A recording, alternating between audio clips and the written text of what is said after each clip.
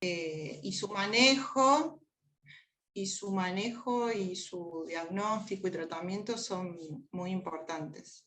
¿Sí? Lo primero que tenemos que hacer, por supuesto cuando vemos algún tema es definirlo, y la metorragia es un sangrado a intervalos irregulares de diferente cantidad que no tiene relación con el ciclo menstrual. ¿Sí? Eso es básicamente su definición. Como dijimos desde el inicio, es una de las causas más frecuentes de la consulta ginecológica, específicamente la segunda causa más frecuente, y en realidad la importancia es este tercer ítem, que tiene una multiplicidad fisiopatológica. Es más, la paciente que consulta por metorragia puede tener más de una causa, entonces siempre la tenemos que estudiar bien desde el inicio. Se considera que es cualquier patología que altere el flujo normal del ritmo menstrual. Para saber esto, básicamente, tenemos que ir definiendo también lo que es el ciclo menstrual. En el año 2011 la FIGO lo que hizo es tratar de hacer una serie de recomendaciones con respecto a la terminología, porque siempre había mucha confusión en lo que son los términos: menorragia, metrorragia, menometrorragia, hipomenorrea. Son un montón de términos que al final más confunden y a veces se usan como diagnósticos, y lo único que tratan de definir son síntomas. Así que se trató de sacar, o que se vaya en desuso esos términos, y se reemplazó el término metrorragia por sangrado uterino anormal. ¿Sí? Que esto a partir de ahora va a describir cualquier desviación de la menstruación normal o de un patrón del ciclo menstrual normal. Entonces, ¿cómo definimos un patrón o un ciclo normal para a partir de ahí saber que estamos ante algo patológico? Un ciclo menstrual es la descamación cíclica regular del endometrio, que es secundaria de los cambios hormonales que se asocian a la ovulación. ¿Sí? Teniendo en cuenta esto, sabemos que cualquier sangrado por fuera de este término lo vamos a considerar sangrado uterino anormal. Una menstruación no debe durar más de 7 días, no, con intervalos entre 24 y 35, y la pérdida de sangre no debe superar los 25 mililitros por ciclo. Cuando una paciente nos diga, soy irregular, mínimamente le tenemos que hacer estas 3 preguntas para saber si realmente estamos enfrente a un ciclo normal. Para valorar el último ítem de la pérdida sanguínea, podemos le podemos hacer a las pacientes estas preguntas: ¿sí? Cada cuánto se cambian las compresas, si se tienen que cambiar de noche, cuántas compresas o apósitos se tienen que cambiar durante los días que le dura, y si eso le produce algún grado de anemia conocido o que tengamos que investigar. ¿Sí? Básicamente, si definimos que algún patrón de los que vimos anteriormente se desvió del criterio, estamos ante un sangrado uterino anormal. Claramente las causas de las metrorragias o los sangrados uterinos antes las podíamos definir como las complicaciones de la gestación, que eso no lo vamos a abordar ahora porque obviamente tiene un diagnóstico y un tratamiento específico según el trimestre del embarazo, pero básicamente las dividimos en orgánicas, sistémicas y las famosas metrorragias disfuncionales. Todo lo que era orgánico es lo que ahora se va a considerar como estructural, y lo que es sistémico, cualquier enfermedad asociada que tenga como síntoma un sangrado uterino anormal. Y las hemorragias disfuncionales, todas las causas ovulatorias o anovulatorias. En esa misma clasificación del año 2011, la FIGO hizo o planteó otra clasificación para poder como tratar de dar un orden a todas estas causas que eran demasiado inconsistentes y prestaban a demasiadas confusiones, tratando ya de definir, sí, sacando definitivamente las causas obstétricas de esto, y definir las causas de sangrado uterino anormal. ¿Sí? Usa esta nueva clasificación que se llama PALCOIN. PAL significa palma de la mano, coin, moneda, en realidad con el agregado de la E, porque coin es cine, para tratar de definir las causas estructurales de las no estructurales. ¿Sí? Es un acrónimo, como podemos ver, que es palma de la mano, donde vamos a tener las causas estructurales, los pólipos, la adenomiosis, los leiomiomas y la malignidad. Y en las causas no estructurales, que vendría a ser lo que consideraban antes como sistémico, vamos a tener las alteraciones de la coagulación, los trastornos ovulatorios o las disfunciones ovulatorias, las causas endometriales, las iatrogénicas y las que no clasifican en grupos anteriores. Para empezar esto, obviamente vamos a empezar con la primera letra de las causas estructurales y vamos a empezar por los pólipos. ¿Sí? Los pólipos son proliferaciones de la mucosa del endometrio que tienen glándula, estroma, vasos sanguíneos de origen multifocal, que tienen alteraciones en los estrógenos, progesterona, y eso hace que haya como una proliferación de la mucosa formando los pólipos. Sabemos que son de diferentes tamaños, desde milímetros hasta centímetros, pueden ser únicos, múltiples, sésiles, pediculados, funcionales o atróficos según la edad de la paciente. Y lo importante de esto es que tiene una prevalencia de un 15 a un 10%, de un 10 a un 15%, y este porcentaje puede aumentar en las pacientes mayores de 45 o multíparas, así que siempre pensarlo cuando vengan pacientes de esa edad. Y pueden presentar algún grado de metaplasia, hiperplasia o inclusive atipía en las carcinomatosis de un 0,5 a un 4%. ¿Sí? Obviamente este porcentaje aumenta con la edad. Y sus síntomas básicamente son que tienen una metrorragia que puede ser continua por una ulceración del pólipo, o a veces en los pacientes jóvenes en las coitorragias, sobre todo en los pólipos que son endocervicales. En esta propuesta de FIGO no pretende nada más que solo definamos si los pólipos están o no, si ya sean que sean cervicales o endometriales, no les importa si es la cantidad, el número, simplemente si están presentes o no, y ahora vemos cómo se hace el diagnóstico de cada uno. Claramente los pólipos endocervicales la tenemos que revisar a la paciente, ¿sí? Una paciente que viene joven, que viene con sangrado, por una coitorragia, o sea, una sinusorragia, lo primero que tenemos que hacer es revisarle el cuello, ponemos un espéculo y podemos encontrarnos, entre otros hallazgos, ¿sí? Que es una lesión de 0,5 centímetros aproximadamente esta, que claramente en la imagen parece un pólipo. Si la vemos ahí y tenemos los elementos, casi que hacemos diagnóstico y tratamiento porque lo podemos extraer en el mismo momento. Acá vemos cómo se ve que es pediculado, en este caso son dos, pero a veces vemos uno solo. A veces pueden tener más tamaño y protruir a través del orificio cervical, y nos presta ya a hacer diagnóstico diferencial con los pólipos, con los miomas submucosos.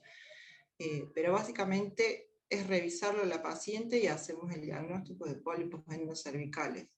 Para los pólipos endometriales ya tenemos otros medios de diagnóstico, que puede ser una ecografía. Generalmente la mayor utilidad es en la fase proliferativa de la paciente, y agregarle siempre el Doppler, porque vemos acá una imagen redondeada que ocupa la cavidad endometrial y vemos el vaso que lo alimenta. ¿Sí? Existe otro método de diagnóstico que es la histerosonografía, que es básicamente una ecografía con el agregado de solución salina en la cavidad endometrial, donde separa las paredes del endometrio y vemos. En este caso nos permite ver que hay más de uno, su forma, su tamaño, etc. Y lo que se usa actualmente, que es el gol estándar no solo de los pólipos, sino de todos los diagnósticos de la cavidad endometrial, es la histeroscopía. ¿Sí? La histeroscopía es un proceso de visión directa que se realiza con una óptica y con solución salina a través del cuello del útero, que separa y obviamente permite ver el endometrio por dentro. Tiene amplias ventajas sobre los otros métodos porque vemos la lesión, hacemos biopsias dirigidas, pero bueno, tiene un costo mayor y además requiere de la preparación de la persona que lo va a hacer. Pero es lo que se debería usar, o lo que se usa en la mayoría de los lugares. Acá vemos la gran diferencia en el diagnóstico, ¿sí? Esto acá vemos algo que es una imagen que ocupa el endometrio, con una histerosonografía podemos ver cómo flota y finalmente la histeroscopía lo vemos. ¿Sí? Esto es una lesión como de 1 centímetro o 2, un pólipo sésil, no tiene pedículo. Si vemos esta lesión y tiene un tamaño adecuado, ya también le podemos hacer tratamiento en el mismo momento. Acá en este caso vemos una lesión muy pequeña que parece algo, y en la histeroscopía son no solo uno, sino varios, son milimétricos, que con otro método de diagnóstico no lo podremos hacer. Y es realmente un avance importante. Acá se ve algo un poco más grande que ocupa la cavidad, que puede ser endometrio engrosado, un pólipo, no lo sabemos, y sí, es un pólipo que esto debe medir 1,5 o 2 centímetros, así se ven las imágenes. Claramente la histeroscopía corre con gran ventaja sobre los otros métodos diagnósticos. Los tratamientos de los pólipos, yo diría que en la menor cantidad de casos es de conducta expectante, solo los que son pequeños y no tienen síntomas, pero en los pacientes que son más de 45 años o de la posmenopausia, por más que no tengan síntomas, hay que biopsiarlo. ¿Sí? Recordemos que los cambios metaplásicos o hiperplásicos de los pólipos aumentan con la edad. Entonces, si es un hallazgo en una paciente posmenopáusica, siempre hay que tratarlo y no expectarlo. Y si es una paciente perimenopáusica o premenopáusica, pero que tiene varios antecedentes personales patológicos como obesidad, hipertensión o diabetes, la verdad que también habría que biopsiar. Se pueden usar algunos medicamentos como gestágenos, agonistas de la GnRH, pero esto ayuda a reducir un poco el tamaño, pero en general se lo usa a corto plazo como para prepararla a la paciente, y finalmente el tratamiento definitivo será el quirúrgico. Acá vemos la imagen en histeroscopía.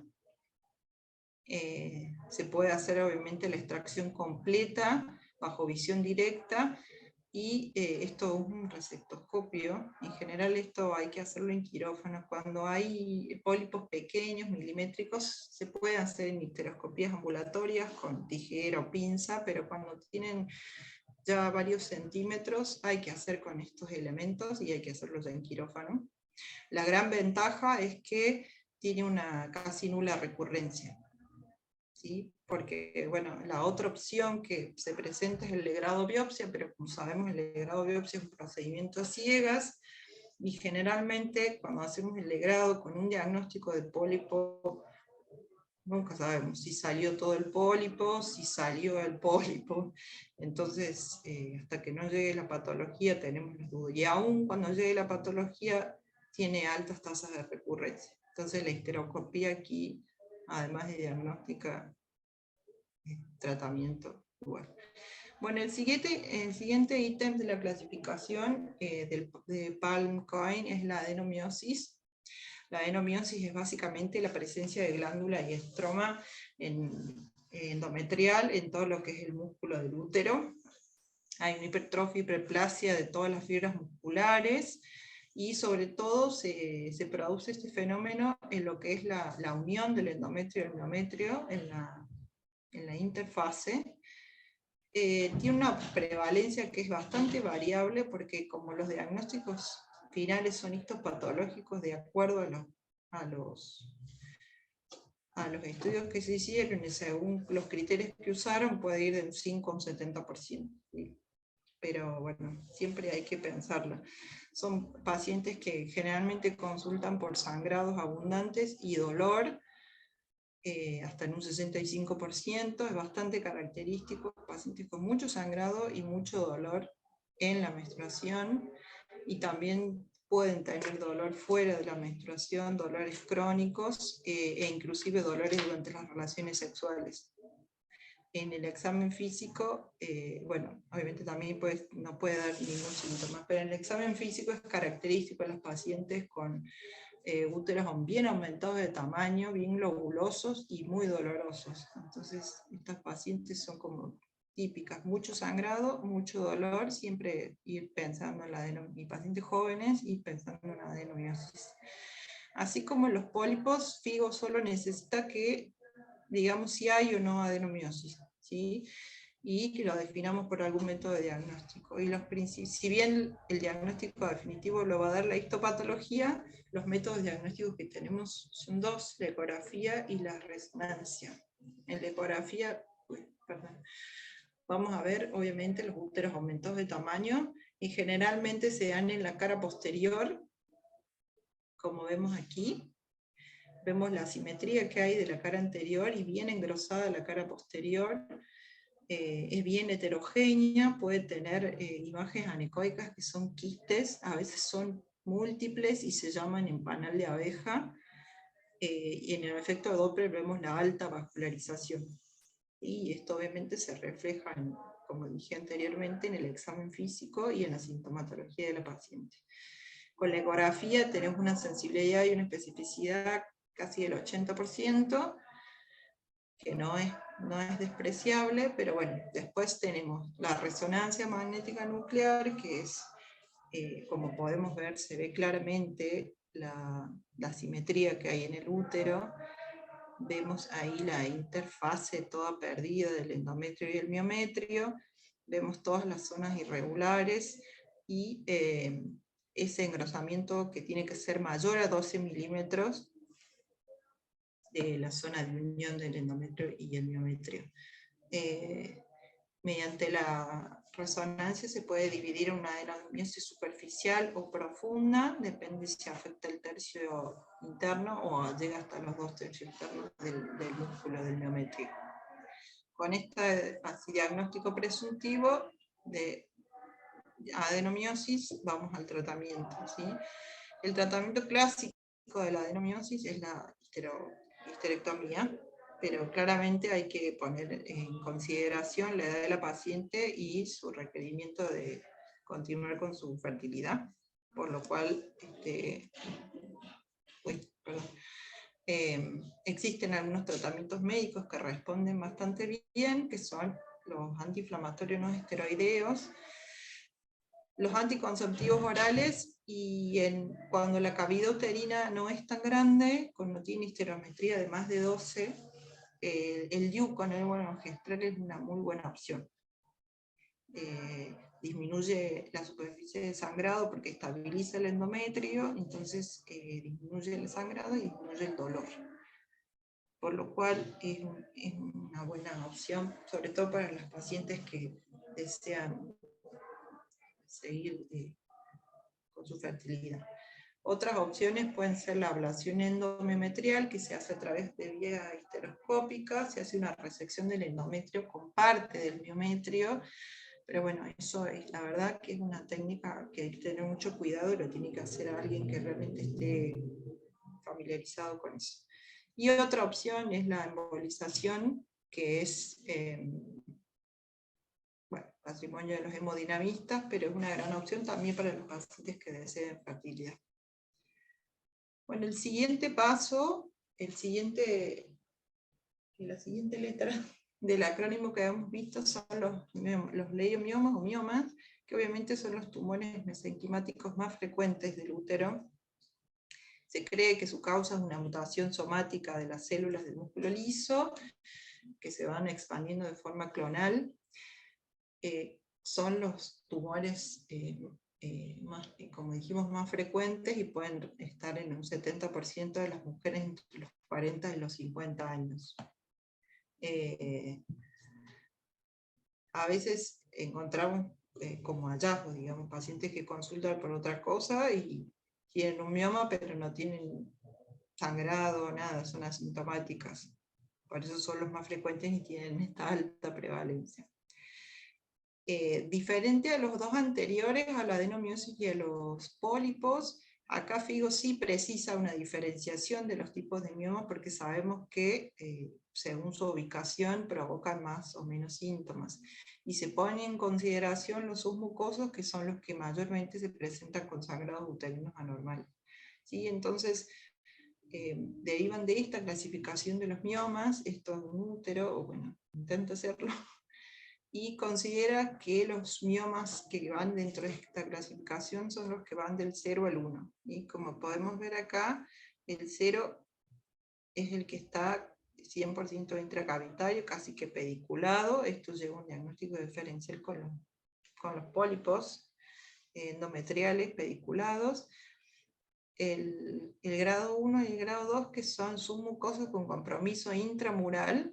El grado 1 menos del 50%, el grado 2 más del 50%, son los 3 a considerar en esta clasificación, ¿sí? Porque son los que en general van a producir sangrados abundantes. Los intramurales o los subserosos, en general no se los considera, a menos que sean muy grandes o den algún síntoma. Si no, los importantes son los que van del 0 al 2. Bueno, acá vemos otro esquema de cómo pueden ser bien pediculados o submucosos con compromiso también intramural. Básicamente el diagnóstico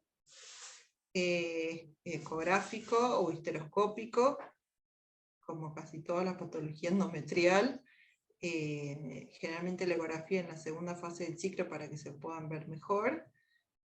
Acá tenemos, por ejemplo, este es un ejemplo de un mioma que claramente es intramural.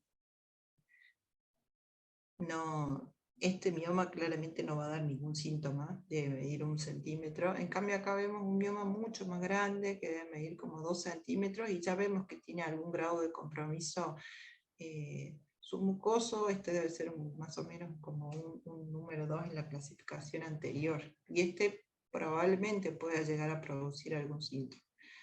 Estas imágenes las puse para recordar siempre que las causas de las metrorragias, de los sangrados uterinos anormales, son múltiples, ¿sí? Y una mujer puede tener varias causas de sangrado. Entonces, cuando por ahí vemos mioma, viene la paciente con sangrado, le encontramos esto y decimos, es el mioma. Y claramente este mioma no le va a provocar el sangrado, ¿sí? Tenemos que seguir investigando la causa. E inclusive este, que es un poco más grande, puede provocar sangrado, pero no ser la única causa, ¿sí? Siempre seguir investigando, hacer un examen físico, etc.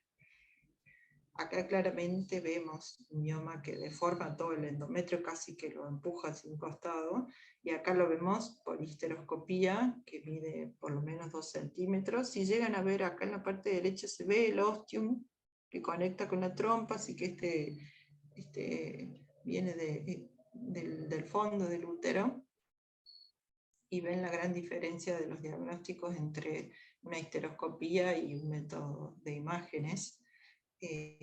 Pero bueno, si tenemos solo ecografía lo vemos, si tenemos histeroscopía lo podemos ver y tratar al mismo tiempo.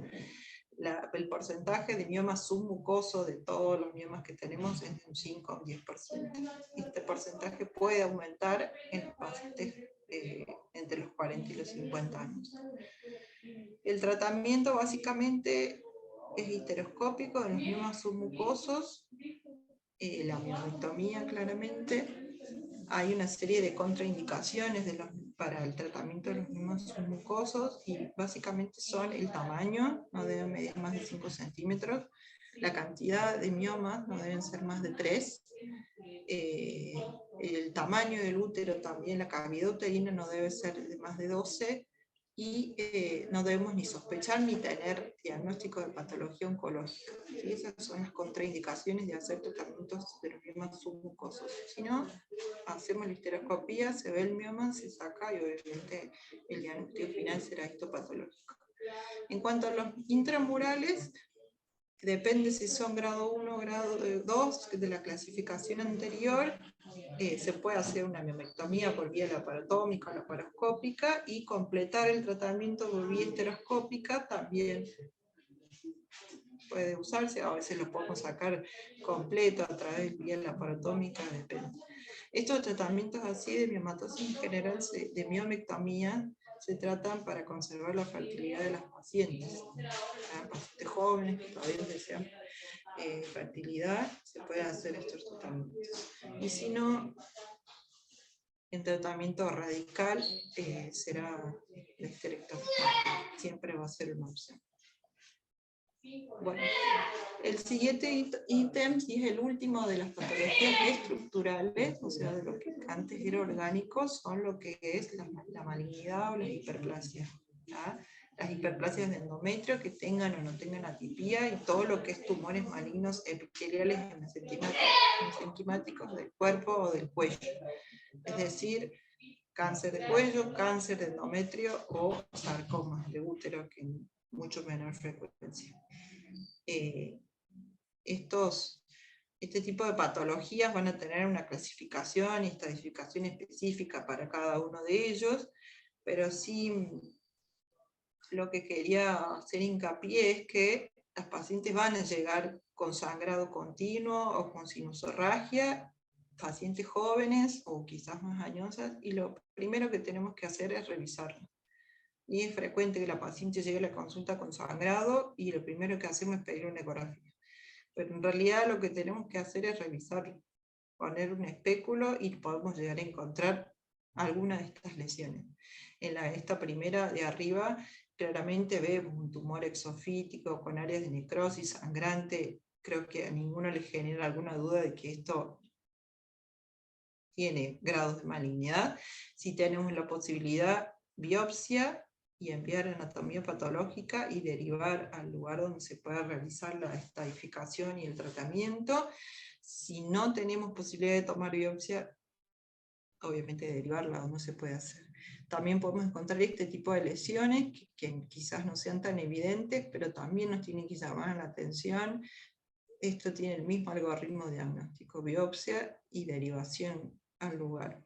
A veces encontramos estas lesiones colposcópicas o a veces de visualización directa, que puede ser una displasia cervical, pero todas tienen el mismo algoritmo. Hay que tomar una biopsia, ¿sí? No hay muchas opciones en este tipo de patologías. Esto puede llegar a ser una patología premaligna, pero aún así va a requerir un tratamiento. Pero antes necesita un diagnóstico. Entonces, pacientes jóvenes que vengan con sangrados continuos o sinusorragia, que es el sangrado durante las relaciones sexuales, examen. Si encontramos una lesión, biopsia. Si no podemos biopsiar, se deriva al lugar a donde se la pueda realizar. ¿Sí? No hagamos como dilatar el proceso de diagnóstico, porque obviamente también retrasamos así el tratamiento. En cuanto a las patologías endometriales, también hay consideraciones para hacer. Pacientes posmenopáusicas que tengan sangrado, independientemente de si la ecografía dice algo o no, la paciente tiene que recibir una biopsia. Las posmenopáusicas, biopsias endometriales, ya sea por un legrado o en el mejor de los casos por vía histeroscópica, pacientes menopáusicas necesitan una biopsia de endometrio. Y pacientes premenopáusicas, pero con antecedentes personales de obesidad sobre todo, hipertensión, diabetes o antecedentes personales familiares de alguna patología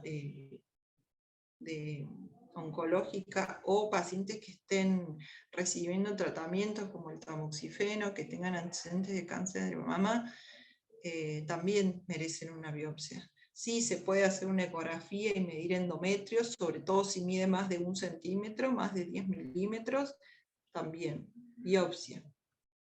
Antes que cualquier otro estudio, tratamientos y demás, posmenopáusicas o premenopáusicas con antecedentes, hacemos la ecografía de rigor si la tenemos a mano, y acto seguido biopsia. Si no podemos hacerla, la derivamos a donde se puede realizar. Acá tenemos una imagen ecográfica, que obviamente este es un endometrio súper irregular, bien heterogéneo, con áreas quísticas, que claramente nos da sospecha, y acá sí es como lo vamos a ver en la histeroscopía. ¿Sí? Seguimos insistiendo en la histeroscopía, que es el gol estándar para todas las patologías endocavitarias.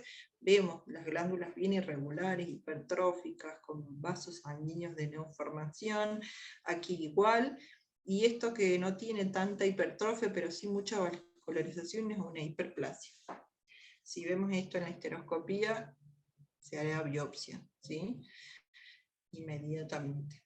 Y si no, haremos el legrado de biopsia fraccionado, que es el gol estándar histórico, pero bueno, es difícil valorar su sensibilidad porque depende del efector básicamente, y es un procedimiento de Ciogas, y la dificultad más grande es que deja a veces zonas del endometrio sin examinar, y a veces justo sacamos del lugar que no era, y la clínica no coincide con lo que recibimos en la patología.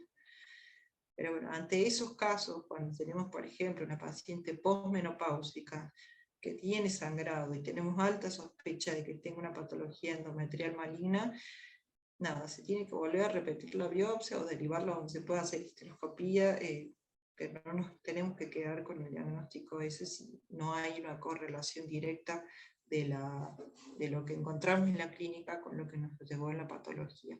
¿Sí? El legrado biopsia sabemos que sacamos parte de endocervix, y luego tratamos de hacer, si nos toca hacer el legrado, lo más estricto posible, sacar de las 4 caras, anterior, posterior, laterales, para tratar de ser representativo de todo el endometrio, pero bueno, aún así a veces el material no es suficiente, o como dije, dejamos zonas fuera sin examinar. Pero básicamente lo importante de estas patologías malignas es hacer el correcto diagnóstico y no hacerle perder tiempo a la paciente para poder derivarla, estadificarla y finalmente que reciba su tratamiento. Otro método también que quizás algunos los conocen y otros no, para hacer biopsias endocervicales, es el AMEU, que básicamente es una aspiración mecánica intrauterina, que son cánulas de diferentes diámetros que tienen como una fenestración en la punta, que se colocan a través del orificio cervical, y se aspira con esta jeringa al vacío, que se llena de aire y también se puede sacar material. La ventaja de esto es que se puede hacer con anestesia local y de forma ambulatoria en consultorio. Sí, que es otra opción por ahí al legrado que provoca mucho dolor y quizás no lo pueden hacer ahí de ambulatorio. Bueno, ahí finalizamos con todo lo que es patologías estructurales, y nos pasamos a la segunda parte de la clasificación, que era COIN, a todo lo que es no estructural o sistémico. ¿Sí? El primer punto son las coagulopatías o las alteraciones de la hemostasia, ¿sí? Que van a ser a veces la única manifestación de esas enfermedades, o a veces parte de todo un síndrome, un cuadro más complejo. Más o menos el 13 o el 15% de los pacientes que tienen sangrado uterino anormales pueden presentar alguna alteración en la hemostasia, y son las típicas pacientes que consultan por sangrados menstruales abundantes. No refieren dolor, nada, pero sí tienen gran cantidad de pérdida menstrual. Una de las enfermedades más frecuentes de encontrar es la enfermedad de von Willebrand, que es la alteración del factor 8 de la coagulación, que tiene un gran componente hereditario. A veces se puede presentar solamente con sangrados uterinos anormales de mucha cantidad, y a veces puede acompañarse de otro tipo de pérdidas, como encías o manchas en la piel, tipo petequias o hematomas. Así que lo tenemos siempre que pensar para poder buscarlo en el examen físico o en el interrogatorio. Obviamente, si la sospechamos en el laboratorio, a veces nos puede presentar plaquetopenia o esas plaquetas normales, o alteraciones en el tiempo de protrombina. Y entonces, a veces lo pensamos, le pedimos un coagulograma a la paciente y viene alguna alteración, pedimos la evaluación del hematólogo que corresponda, si la termina de definir. La importancia de las coagulopatías y de pensarlas, entre otros motivos, es porque puede ser una causa más, ¿sí? Y a veces encontramos un mioma pequeño, como dije anteriormente, pero la paciente sangra un montón y resulta que además de ese mioma tiene una coagulopatía. ¿Sí? Cuando estamos pensando hacer un tratamiento quirúrgico de alguna otra causa que pensamos que es la única, pedimos un coagulograma y ahí resulta que la paciente tiene algo más. Obviamente, como son enfermedades hereditarias, algunas o congénitas, para asesorar a todas las familias, sobre todo las de primer grado.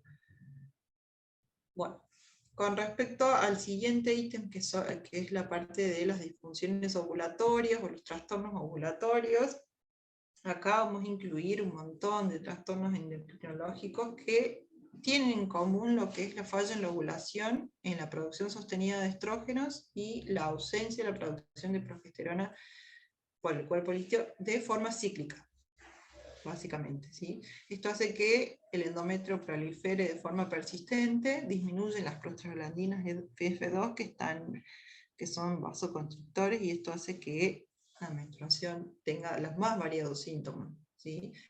Pueden ir desde la amenorrea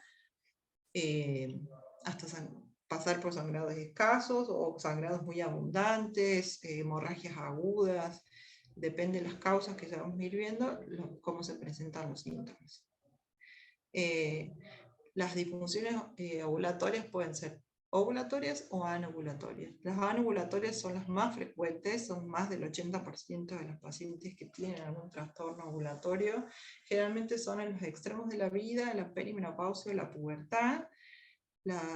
Básicamente hay un estímulo de estrógenos constante, sin oposición de la progesterona, por lo cual no son de forma cíclica, ¿sí? Son las típicas pacientes que consultan pensando que ya estaban en la menopausia, te dice hace 6 meses que no menstruaba y de repente sangré un montón.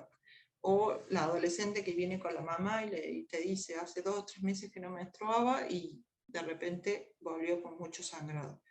Y no tienen un patrón cíclico. En general, estas pacientes hay que investigar otras causas endocrinológicas, ¿sí? Como el hipotiroidismo, pensar en el ovario poliquístico, la hiperprolactinemia, y como también provoca alteraciones en el eje hipotálamo-hipofisario, tiene mucho que ver con los cambios en el peso o en las actividades de las pacientes. ¿Sí? Eso siempre va a haber pacientes que por ahí aumentaron mucho de peso o bajaron mucho de peso o realizan ejercicio físico extremo, etc. En esta causa de las anovulatorias también siempre pensar en alguna enfermedad sistémica, sobre todo hepáticas o renales, y también siempre consultar a la paciente sobre la ingesta de algún medicamento, sobre todo antidepresivos o anticoagulantes, que pueden ser la causa de este tipo de sangrados uterinos anormales. Y las ovulatorias, que son en menor medida, de un 15 a veces hasta un 20%, en general son las mujeres de edad reproductiva, y acá sí tienen un compromiso cíclico porque puede alterar cualquier fase del ciclo. ¿no? Entonces, pero los pacientes sí consultan en general por mucho sangrado o sangrados premenstruales o postmenstruales, pero siempre por sangrado, no tienen fases de amenorrea en general. Entonces sus causas son que tengan una fase folicular alargada o que tengan alteraciones en los receptores o cuerpos lúteos insuficientes o por el contrario cuerpos lúteos persistentes, ¿sí? Todo lo que tiene que ver específicamente con la ovulación. Entonces los tratamientos hoy van a depender si son ovulatorias o anovulatorias. Todo lo que es anovulatorio, como tiene causas a veces específicas, abordarnos ahí. ¿Sí? Si es hipotiroidismo, se tratará con levotiroxina o alteraciones de la prolactina en general, hiperprolactinemia con carvedolina. Y obviamente si tiene que ver con la ingesta de algún fármaco, sobre todo los psicofármacos, se evaluará el riesgo-beneficio, modificar a veces las dosis, bueno, hablar realmente con los especialistas que manejan ese tipo de medicaciones para ver cómo se puede manejar o agregar otro tipo de medicación. Dentro de los tratamientos para este tipo de trastornos tenemos los no hormonales que podemos usar, que son los AINES, que tienen una alta tasa de respuesta, casi del 40%, y lo más útil es que tienen una tasa baja de efectos adversos. ¿Sí? Acá podemos usar el ácido mefenámico o el naproxeno en dosis de cada 6 o cada 8 horas, inclusive a veces el ibuprofeno también nos puede servir. Y también lo bueno es que se pueden combinar con otros tratamientos hormonales o específicos para cada patología y tienen un buen resultado. También usamos el ácido tranexámico, podemos usarlo, que es un antifibrinolítico específico específicamente, en estas dosis de 1 a 1,3 gramos cada 6 u 8 horas, los días que la paciente menstrue, disminuyendo así la cantidad de sangrado, y bueno, pero tiene estas pequeñas contraindicaciones en episodios de pacientes que tuvieron episodios tromboembólicos o insuficiencia renal. Entonces, bueno, tiene ahí como una pequeña limitación. Después tenemos los tratamientos hormonales, que son los que más conocemos, quizás, los anticonceptivos combinados, que la mayoría de los que conocemos son vía oral, pero también ante la intolerancia o la imposibilidad por ahí de la paciente de hacerlo, vienen en presentaciones como un anillo o transdérmica. La gran utilidad de los anticonceptivos combinados es en los sangrados uterinos anormales agudos, con gran pérdida de sangre, que se pueden usar multidosis. Se pueden dar tratamientos de un comprimido cada 8 horas, inclusive cada 6, durante una semana o hasta que el paciente disminuya el sangrado, y luego un comprimido por día durante 3 semanas más. Esto tiene una respuesta cercana al 90%, y obviamente cuando disminuye el sangrado permite la compensación si son pacientes con sangrados agudos, o en los crónicos manejan muy bien el ritmo menstrual. También se pueden usar los progestágenos, que obviamente lo que buscan es estabilizar el endometrio provocando la atrofia de los mismos. Y también se pueden usar en los sangrados uterinos agudos, en las pacientes sobre todo que no puedan recibir estrógeno, como aquellas pacientes con alto riesgo tromboembólico, como las enfermedades autoinmunes, el lupus, el SAF o las púrpuras. En ese tipo de pacientes por ahí es más útil usar progestágenos, y se pueden dar, en este caso un ejemplo, el acetato de noristesterona, 5 miligramos cada 8 horas durante 10 días, o mientras dure el sangrado, ¿sí? En el caso de los agudos. Después tenemos todo este ejemplo de los progestágenos a disposición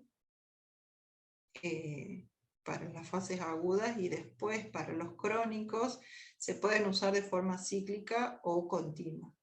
La forma cíclica son 12 a 14 días, incluso 21 días, y las formas continuas en general por ahí en los crónicos, que no necesitan un tratamiento de resolución inmediata, es más cómodo para la paciente la forma continua, ¿sí? Obviamente hay que explicarle bien que no van a menstruar y demás, pero son de utilidad.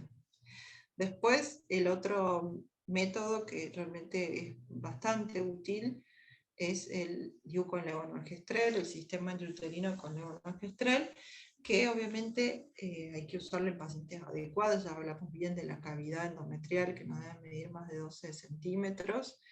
Es uno de los mejores métodos no quirúrgicos porque tiene mejores respuestas en comparación a otros tratamientos hormonales, ¿sí? Inclusive los combinados o los progestágenos. Se usa mucho en los pacientes que desean anticoncepción, porque es un método de larga duración, ¿sí? Van a tener 4 o 5 años o quizás más con este sistema. Sí, como vimos anteriormente, lo podemos usar en la adenomiosis también, o algunos miomas que no deformen la cavidad. Digamos, es bastante útil este método. Después tenemos el danazol o los inhibidores de gonadotrófina, que en general el danazol tiene muchos efectos adversos, por eso es que se deja como una de las últimas opciones, igual que los inhibidores que se dejan en situaciones especiales, porque también tiene algunas contraindicaciones. Y bueno, y el legrado uterino, que siempre es una opción, sobre todo en las situaciones de hemorragias que tienen que ver con trastornos ovulatorios de forma aguda. ¿Ah? Si no responden a los tratamientos hormonales, también es una opción. Y bueno, los pacientes que generalmente se presentan con una anemia muy importante, también sigue siendo una opción. La pequeña ventaja es que funciona como diagnóstico, porque sacamos material para histopatología y a su vez nos sirve como tratamiento. Y para lo crónico, en general, usamos los hormonales o no hormonales, y para lo agudo también con el agregado del legrado uterino. Bueno, la siguiente causa de sangrado de origen no estructural son las causas propiamente endometriales. Es cuando propiamente el sangrado que ocurre, no encontramos otra causa. ¿Sí? Hicimos todo el diagnóstico anterior, ecografías, resonancia, todo lo demás, el examen es normal, etcétera, y se supone que la causa está en el endometrio propiamente, sí. Hay como un déficit en la producción de vasoconstrictores, hay aumento de los vasodilatadores, y se cree que el origen está propiamente ahí. ¿Sí? No hay un test diagnóstico para aplicar, ni formas de hacer diagnóstico, y se cree que en realidad es como secundaria a otras alteraciones que tienen que ver con la vasculogénesis o respuesta inflamatoria a procesos infecciosos como una endometritis. Entonces, muchas veces si hacemos este diagnóstico de endometritis porque tiene dolor o tiene antecedentes de haber hecho un proceso que tenga que ver con esto, se puede hacer antibiótico terapia. Y muchas veces cuando no tenemos otra opción, se hace la resección endometrial o la ablación, ¿sí? Que se hace por vía histeroscópica, que es simplemente resecar el tejido endometrial de forma parcial o total, y las pacientes tienen un periodo de menorrea y luego vuelve a crecer el endometrio y empiezan a menstruar de forma normal. Las iatrogénicas incluye cualquier intervención que hayamos hecho, hormonal, no hormonal, digo, quirúrgicas, que provoquen sangrado, ¿sí? A veces tratamientos para enfermedades sistémicas, vía oral o lo que fuere, y provocan sangrados, se consideran causas iatrogénicas, ¿sí? Ya sean medicamentos que tienen que ver con la ovulación o que para tratar otras enfermedades. Así que siempre, bueno, hay que tratar de corregir las dosis. Es común ver los pacientes que, por ejemplo, tienen alguna afectación renal y están en diálisis, que los anticoagulan para ese procedimiento, que vengan con sangrados uterinos anormales y a veces de importante cantidad. Y muchas de ellas terminan en histerectomía porque, bueno, no pueden abandonar sus tratamientos. Así que bueno, dentro de esa iatrogenia entran todos estos procedimientos. Y las no clasificadas, que es el último ítem de las no estructurales, son todas obviamente condiciones o normalidades que todavía no se definen bien. Acá tenemos las malformaciones arteriovenosas, que sabemos que la mayoría son de origen congénito, algunas pueden tener que ver con la cirugía, pero la mayoría son congénitas. Es como que se forman ovillos de vasos en todo lo que es el músculo, en el miometrio, por lo cual en general los tratamientos tienen que ver con la hemodinamia básicamente. Y la otra entidad que entra aquí son los ismoceles, que los ismoceles sabemos que son un defecto en la cicatrización en la incisión de una cesárea previa.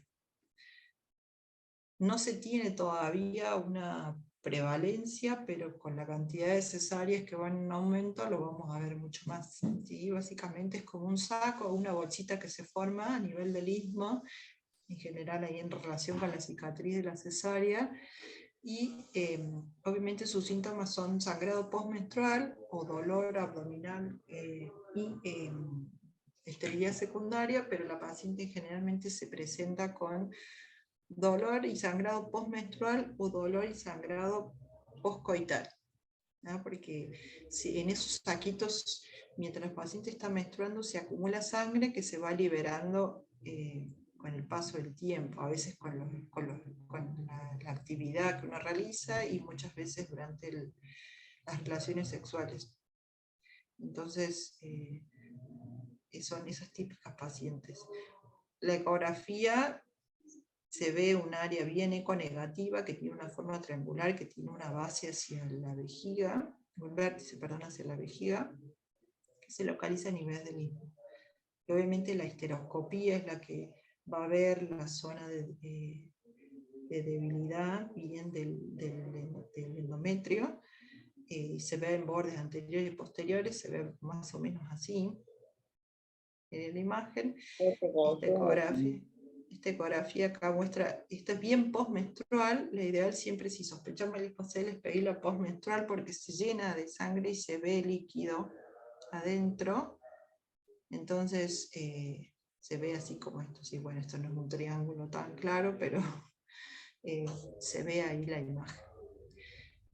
Esto tiene que ver, también disminuye la fertilidad de la paciente, y si llega a quedar embarazada, tener cuidado porque también se relaciona en gran medida con las inserciones anómalas de la placenta. ¿Sí? Si hay una debilidad en la pared, tener siempre en cuenta el acretismo placentario. Y el tratamiento que se usa es la ismoplasia, que básicamente consiste en tratar de remover los bordes por vía histeroscópica. Sería como pasar por aquí y tratar de emparejar el borde del miometrio en realidad, y tratar de sacar ese saquito que queda. Pero queda la debilidad de la pared. ¿Sí? Solamente es que se deje llenar llenar de sangre para que la paciente no tenga dolor y no tenga los sangrados. Bueno, básicamente ahí terminamos con la clasificación. Y ahora vamos a ver un poquito lo que es el enfoque diagnóstico de la paciente. ¿Sí? En general, la paciente que consulta por las diversas formas de presentación del sangrado, lo más importante es la anamnesis, ¿sí? Que sea bien detallada. Tratemos de sacarle toda la información posible del sangrado en sí, pero de todos sus antecedentes también. El primer dato siempre a tener en cuenta es la edad, porque de ahí vamos a separar un montón de patologías, o vamos a no descartarlas, pero sí pasarlas a un segundo plano. Entonces, más o menos este cuadro resume lo que tenemos que pensar cuando recibimos una paciente con sangrado uterino normal. En todo lo que es la edad reproductiva, la alteración más frecuente, como dijimos, es la anovulación, ¿sí? Que son la mayoría de las causas, el hipotiroidismo, todo lo que siempre se nos ocurre. Está bien que lo pensemos porque es una de las primeras causas. Después, en los pacientes jóvenes y de reproductiva, el embarazo, siempre descartarlo, y en segundo término los organismos. En los pacientes de la posmenopausia, la atrofia y los tumores en segundo lugar. ¿Sí? Pero bueno, esto es para que lo tengan en cuenta, cómo la edad nos va organizando la cabeza, y en base a eso también hacia dónde nos vamos a ir dirigiendo. Entonces siempre, edad, fundamental. Que desmenucemos bien el ciclo menstrual, si una paciente que ya no menstrua, ¿a qué edad dejó de menstruar? Y cuándo fue que empezó luego con sangrado, y si asocian otros síntomas. Recordemos que la adenomiosis se relaciona mucho con el dolor, como vimos el lismocele con los sangrados postmenstruales, en fin, sí, hacer lo que más detalladamente podamos sobre el ciclo menstrual de la paciente, o si tenemos algún otro síntoma aparte del dolor y el sangrado. Siempre indagar bien los antecedentes personales patológicos de los pacientes, los antecedentes quirúrgicos y los familiares. Todo lo que podamos saber de la paciente que quizás ellos no les den importancia o no lo relacionen con este síntoma. Nunca olvidar el examen físico general. Lo tenemos que observar a la paciente de pie a cabeza, ¿sí? Distribución de la grasa corporal, el vello, si tiene petequias, si tiene alguna otra mancha, si tiene algo que nos llame la atención y lo podamos relacionar con lo que estamos viendo. Obviamente nunca pasar por alto el examen físico ginecológico. Poner un espéculo o hacer un tacto no es muy complicado, pero para los que no son especialistas, pero hasta aquí, con estas preguntas y exámenes, podemos llegar casi más del 50% del diagnóstico, por lo menos ir orientándolos hacia qué vamos a pedir y no pedir por pedir. Y recién ahí pedimos los métodos complementarios, que van a ser esos, complementarios, pero ya con esto, con lo de arriba, deberíamos tener una orientación de lo que vamos a buscar o encontrar. Obviamente, si son pacientes jóvenes, descartar siempre el embarazo en primer término. Citológico completo, coagulograma con base. Acá veremos si tiene algún grado de anemia. Y en el coagulograma, obviamente, si tiene alguna alteración de la hemostasia, la cantidad de plaquetas, etc. Después en las imágenes, ultrasonido, ecografía, estereoscopía, lo que tengamos. Y después del resto del laboratorio, lo que se nos ocurra según lo que estamos pensando en la paciente, ¿sí? Pero básicamente no nos olvidemos de empezar siempre por lo más fácil, que es hablar con la paciente y revisar. Y en cuanto al enfoque terapéutico, también siempre el objetivo que tenemos de las metrorragias es controlarlas, obviamente, revertir la anemia si hubiera algún grado y mejorar la calidad de vida. Recordemos que estas pacientes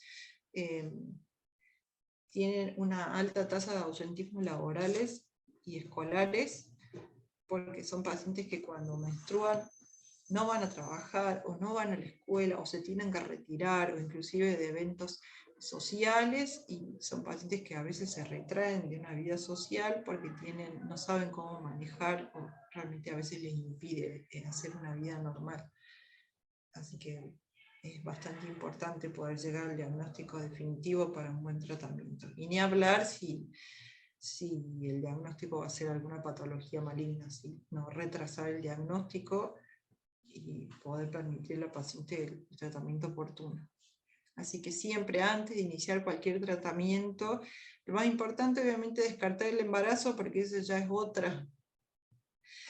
otra área que tiene tratamientos y diagnósticos específicos, y las patologías malignas. ¿Sí? Si sospechamos o logramos no perder tiempo, adheríamos, nos vamos a la doctora Lobo y le vamos avisando que hay posiblemente una paciente para enviar.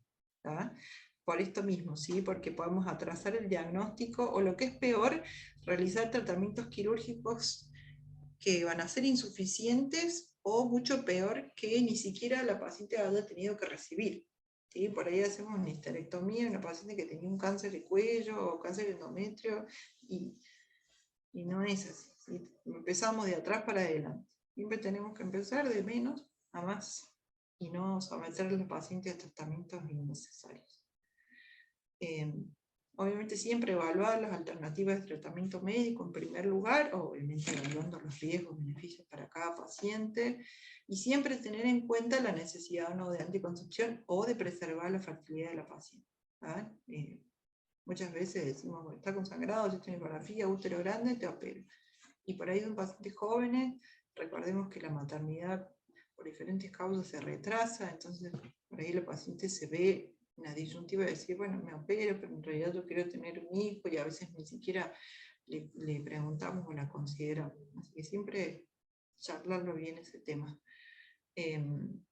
Obviamente tratar cada causa en particular, ¿sí? Las condiciones específicas, tratar de resolverlas, más allá de los tratamientos específicos que podamos dar nosotros, hormonales o no hormonales, siempre tratar las causas de base que hagan que sean diferentes a las que estamos viendo.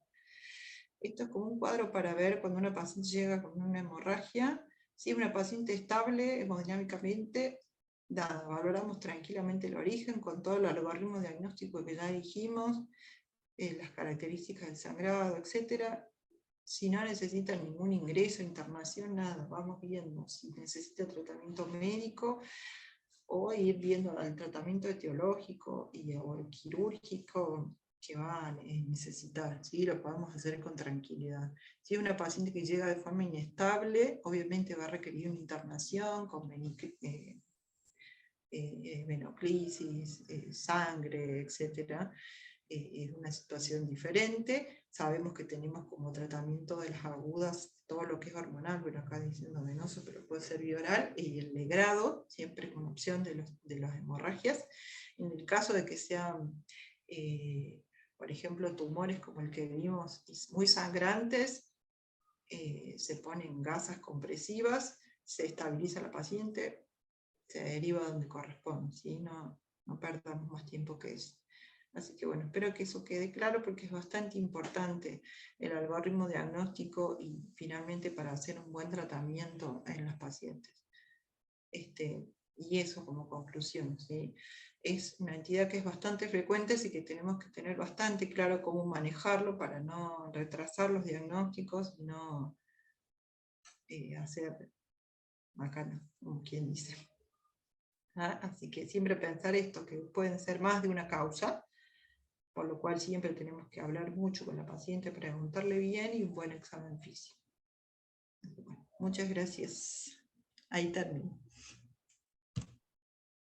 Uy. Bueno, muchas gracias, Silvina. La verdad que excelente la clase, muy, muy clara. La verdad que muy linda también, muy linda. Me encantó esto de la mnemotecnia y de la división de la PAL y de la COEN, porque es como, quedó muy claro las causas estructurales y las causas fisiológicas u orgánicas. Y con esto, como decís vos y bien lo dijiste muy claramente, hay muchas cosas que están al alcance de cada profesional, a pesar de estar a la distancia. Es muy importante, como bien aclaraste en la clase en forma reiterativa, el tema de una buena anamnesis, el tema de preguntar bien la edad, del interrogatorio de los antecedentes de la paciente, de los medicamentos, y como para ir uno haciendo un algoritmo diagnóstico, ¿no? En qué situación se encontraría la paciente. Ir Claro, es que pensando, sí. eso es lo más importante porque es muy común que la paciente llegue al consultorio, te diga, estoy consangrado, y lo primero que empezás a escribir es ecografía transvaginal. Y la paciente se va con eso. Y claramente a veces con un examen físico o algo era suficiente y no necesitamos más. Y era un pequeño pólipo, o lo que es peor, era un tumor que no necesita más que una biopsia y todo el algoritmo del diagnóstico del cáncer de cuello. Y a veces hacemos perder tiempo a la paciente, tiempo valioso, y no le resolvemos el problema. Entonces, a una buena anamnesis y el examen físico nunca deben faltar los pacientes. Muchas veces en la primera consulta se hace difícil porque es como demasiado por ahí invasivo. Entonces, a veces sí dilatamos ese proceso en una segunda consulta, le pedimos algo como para que se vaya diciendo, pero nunca lo tenemos que obviar, siempre lo tenemos que tener en cuenta y en algún momento realizarlo. Si la paciente, cuando uno va hablando y lo podemos hacer de inicio, mejor, pero a veces sí pasa que con una cuestión de pudor uno deja un examen físico para una consulta siguiente, pero nunca lo tenemos que obviar, nunca. ¿Sí? Si no lo podemos hacer, no lo sabemos hacer o lo que sea, lo derivamos a quien corresponde, porque no lo debemos pasar por alto, ¿sí? Porque a veces, como dije, tenemos más del 50% del diagnóstico hecho con el examen, no necesitamos demasiado. ¿Sí? Después venían todas las causas ovulatorias, todas las demás que sí, necesitaremos laboratorio, etc. Pero ya con una, digamos, con un fin específico, porque si no es como que uno pide y no sabemos después, no entendemos lo que recibimos, porque son un montón de resultados y no sabemos para qué. Y entonces, Exactamente, no sabemos interpretar los resultados. así que Y por como eso bien sí, decís algo vos, por ahí no es necesario siempre una ecografía para ayudar a la paciente, sino un buen interrogatorio, y siempre el examen ginecológico es muy importante. sí, sobre todo para las patologías malignas que requieren un diagnóstico precoz, no pasarlas por alto. ¿Sí? Y ver el cuello de una paciente no tiene de reemplazo, digamos. No Claro. hay otro método diagnóstico para eso. Entonces, siempre tenerlo en cuenta. Y digamos, para los que por ahí no hacen ginecología, quizás les cueste un poco más, pero es cuestión de práctica, de ir haciendo, tratando de poner un espéculo, en un momento vas a aprender a poner un espéculo, vas a aprender a hacer un tacto vaginal, o por lo menos vas a poder diferenciar de algo que está bien de lo que no, y entonces sí, derivarlo al especialista y que, bueno, ellos completen el resto. Pero Claro. eso sería muy importante, no atrasar ese tipo de procesos.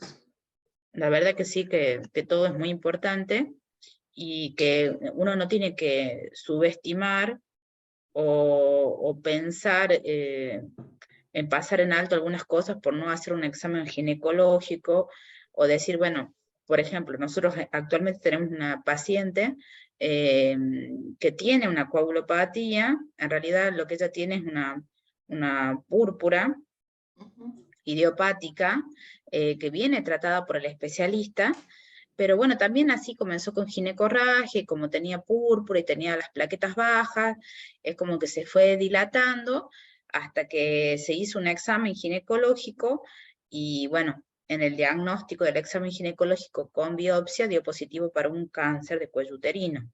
Entonces, bueno, esto nos lleva al caso de decir, bueno, no porque la paciente tiene un antecedente de una plaquetopenia, yo no le voy a hacer el examen ginecológico.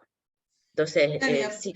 siempre pensar que son multicausales, que pueden tener más de una causa a la vez, siempre. Entonces, como dije, vemos un mioma chiquito y decimos, este es el motivo del sangrado. Y no, claramente ese miomita pequeño no va a provocar nada, entonces seguir investigando, seguir buscando hasta que realmente descartemos o confirmemos lo siguiente, para que no pasen esas cosas como el ejemplo que vos estás dando. Perfecto, la verdad que es muy largo el tema, hay múltiples causas, como bien la describiste, fuiste muy, pero muy clara en cada uno de los puntos. La verdad que te felicito porque es muy difícil muchas veces dar una clase tan clara y tan específica con las pautas que tenemos que seguir adelante. Bueno, acá los espectadores te felicitan por la charla, te agradecen. No sé si alguno tiene alguna pregunta o todo quedó demasiado claro. Un poco lo que yo te iba a preguntar es lo que vos explicaste al final, era cómo dar los tips, digamos, para cuando vos cuando vos estás en el consultorio, qué es lo que más frecuente ves, como para decir, bueno, en un 50, 60%, 70% siempre se ve estas causas, pero bueno, saber que tenemos que pensar en otras causas. Sí, siempre, sí, digamos, por eso, como pueden tener más de una, siempre no quedarnos en eso, en una. Y la Claro. edad es fundamental porque nos va a ir sacando diagnósticos o agregando pacientes posmenopáusicas. Claramente hay un montón de patologías que ya en nuestra cabeza las vamos a ir descartando y nos vamos a ir guiando más hacia una atrofia o hacia una patología de endometrial. Claramente no va a ser ninguna causa anovulatoria y ese tipo, y ya ni una miomatosis, ni nada. Entonces, adenomiosis, todo eso ya lo vamos descartando de plano, entonces nos vamos ya metiendo de lleno en todo lo que es patología endometrial, obviamente viendo patologías sistémicas, buscando más ese tipo de cosas.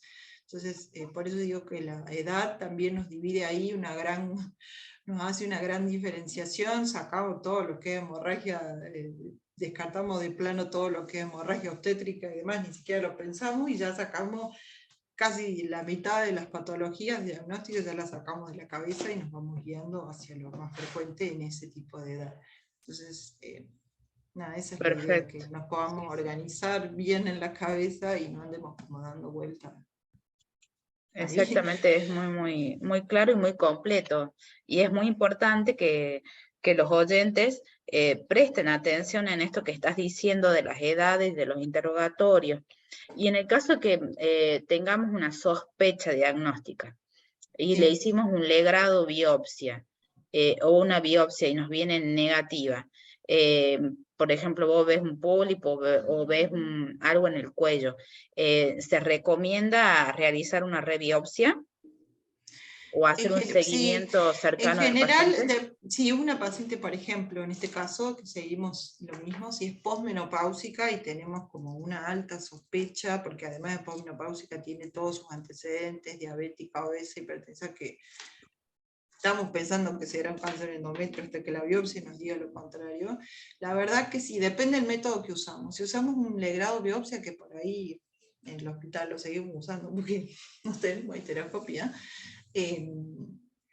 la verdad que la vamos a derivar donde pueda hacer histeroscopia, Bien, para que saquen una muestra más adecuado. representativa y entonces ahí sí podemos decir, bueno, no, esta paciente sí es una atrofia o algo, pero no nos quedamos con eso. Perfecto. Hay una disociación entre lo que sospechamos, la clínica y el resultado de la patología, y hay que insistir un poco para que realmente haya una correlación real. En este caso la derivamos a la maternidad por ahora, hasta que algún día Bien, tengamos histeroscopia. bien. ¿Y en la parte privada contamos con el Sí, histeroscopio? sí hay profesionales que la hacen.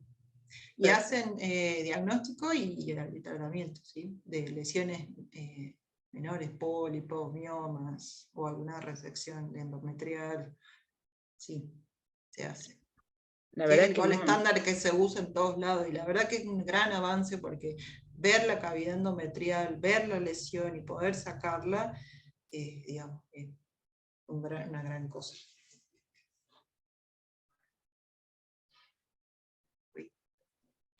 la verdad que muy, muy bueno el aporte porque bueno, para que escuchen los colegas que en la provincia de Catamarca contamos con la posibilidad de hacer la histeroscopía tanto en la parte pública, que como bien dijiste, la maternidad, como en la parte privada. Entonces, bueno, Sí, tiene sus indicaciones puntuales, que vos ya lo dijiste, y en el caso de una sospecha o dudas, es mejor hacer una biopsia dirigida, que esto nos va a ayudar bastante a, más que todo siempre tenemos que pensar, como hablamos entre colegas, a tener un diagnóstico adecuado, a cortar el tiempo de los diagnósticos, a no dilatarlo, porque siempre para el paciente el tiempo es muy valioso.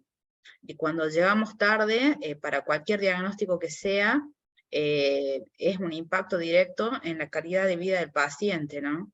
Entonces, siempre pensar en tratar de actuar rápidamente y como dijo la doctora, si en este caso no lo podemos manejar o no tenemos la posibilidad de hacer una biopsia, derivarlo al especialista para que el especialista haga una nueva valoración y que pueda tener un diagnóstico adecuado. sí, exactamente. Y no solo en cuanto a la biopsia, sino todos los tratamientos A todos los que tratamientos. tengan que realizar. ¿Sí? Si no los pueden hacer, se derivará. Y si los pueden realizar en lugares donde están, mucho mejor. La paciente, el desarraigo de las pacientes también siempre es un tema. Entonces, cuanto más puedan solucionar de ahí el local, sería mejor, pero cuando esté fuera de su alcance, no, hay que derivar, charlar, nunca tener miedo de eso, de consultar con el colega para no equivocarnos, digamos, disminuir el margen de error. Bueno, la verdad, bueno, muchas felicitaciones tenemos de la clase. Excelente, doctora, muy clara. Bueno, yo quiero felicitarte nuevamente, Sil, por la clase. La verdad que brillante, brillante, muy, muy clara. Eh, agradezco que hayas estado cerrando este último módulo y esta última clase del año. Eh, bueno, como vos siempre impecable en todo, bueno, reiterar que la doctora es parte de nuestro equipo y trabajamos siempre de codo a codo y agradecerles en realidad a todos los que conformaron este último módulo de ginecología, principalmente al doctor Villarroel, que es el jefe de servicio del Hospital San Juan Bautista y la cabeza de todo esto que nos ayuda a armar el módulo, a todos los doctores que participaron, que son brillantes, excelentes, personas, colegas y amigos. Y bueno, en nombre del Colegio Médico, a ver, Pablo, está presente Pablo, también no sé si quiere decir algunas palabras. Sí, yo quiero agradecer a la doctora Mugas, realmente estuvo muy bueno. Es de un tema que puedo hablar muy poco, pues soy un ignorante total, pero no sé si me escuchaban por tener el micrófono. Sí. Muchísimas gracias, doctora. En su nombre quiero que le mande el agradecimiento a toda la sociedad de tocoginecología de Catamarca por haber Muy bien. siempre, porque otras veces ya han estado con nosotros y siempre son absolutamente generosos. Y como esta es la última clase del año, de un largo año que fue largo, yo quiero agradecer a varias personas. Quiero agradecer a los que estuvieron hasta el final. Quiero agradecer a los que empezaron al principio y dejaron. Yo espero que les tengan la oportunidad de rendir los exámenes y poder tener el certificado. La idea no es punir a la gente, sino que todos lo aprovechen, en vivo o en diferido. La idea del colegio es que esta capacitación le sirva a la mayor cantidad de colegiados, porque para muchos es el único curso que pueden hacer en el año en una situación económica tan complicada que desplazarse a otro lado es muy costoso y eso. Esto siempre ayuda. Y quiero agradecer profundamente a Leticia, porque yo sé lo que es organizar este curso. Es un trabajo impresionante, de muchas horas en el teléfono, de pedirle a los colegas, de repetirle a los colegas, de rogarle a los colegas. Pero todos han cumplido. Yo estoy, como siempre digo, orgulloso de nuestros colegas de Catamarca, de la capacidad y el nivel académico de todos. Son impresionantes, verdaderamente. Han demostrado en estos 3 años que estamos a nivel de cualquier lugar, y esto es un buen auspicio si el año que viene realmente se abre la carrera de medicina o cuando se abra, que vamos a tener profesionales de primera para las futuras generaciones de médicos. Estoy muy contento de encontrar en cada uno de ustedes académicos, verdaderamente. Gracias por todo. Leti, te dejo las últimas palabras a vos, porque está Eugenio, tal vez él Está el quiera doctor decir algo, Villarroel, que ya no está sé en yo. ambiente navideño, como Sí. ven a Eugenio. El tipo hace el primer día de 40 grados y ya arma el arbolito y abre la rana fish. Estamos preparando todo. Bueno, quería felicitar en término a Silvina, que estuvo muy, muy buena la clase y realmente nos dejó sin ningún aporte para hacer porque abarcó todo. Y por supuesto felicitarlos a ustedes del Colegio Médico que han hecho este curso ya en varias oportunidades y realmente, bueno, es un gran esfuerzo y nos sirve a todos. Yo también trato de estar presente en las clases, aunque no sea de la especialidad, porque uno siempre aprende algo. Y bueno, estaremos siempre a disposición para cualquier cosa. Así que muchísimas gracias, un abrazo para todos y el próximo año volveremos a encontrarnos. Tal cual. Leti. Bueno, una vez más, agradecer a todos. Creo que este es un trabajo de equipo, Pablo, porque vos también fuiste la cabeza que inició todo, la que tuvo la idea, el que tuvo la idea y que lo plasmó, y que bueno, yo tomé la posta y lo llevamos a cabo en conjunto. Creo que esto no se lo podría hacer si no lo trabajamos en equipo, y por supuesto no lo podemos llevar a cabo sin todos los colegas que aceptan participar en este curso, que como siempre decimos, brillantes las exposiciones, un alto nivel profesionalismo acá en Catamarca, muy orgullosa de los profesionales, los colegas que tenemos en esta provincia, y creo que hacer este curso también nos lleva a tratar de elevar o jerarquizar a cada uno de nuestros colegas, que es algo muy importante. Y bueno, agradecerles a todos por su aporte, por compartir sus conocimientos, por ser generosos y estar siempre disponibles para ayudarnos al colegio y a todos los colegas de la provincia. Y creo que esto nos ayuda a mantenernos actualizados, nos ayuda a no perder el training de la docencia, a entrenarnos, y nos ayuda a estar actualizados a todos, tanto a los disertantes como a los espectadores. Así que bueno, qué más agradecer, fue un año muy intenso, como bien dijo Pablo, con muchos sacrificios de ambas partes. Así que bueno, muchísimas gracias, y espero que sigamos juntos el año que viene, y bueno, espero que tengan un buen año, así que bueno, les agradezco y bueno, que tengan buenas noches. Muchísimas gracias. Gracias, buenas noches, hasta luego.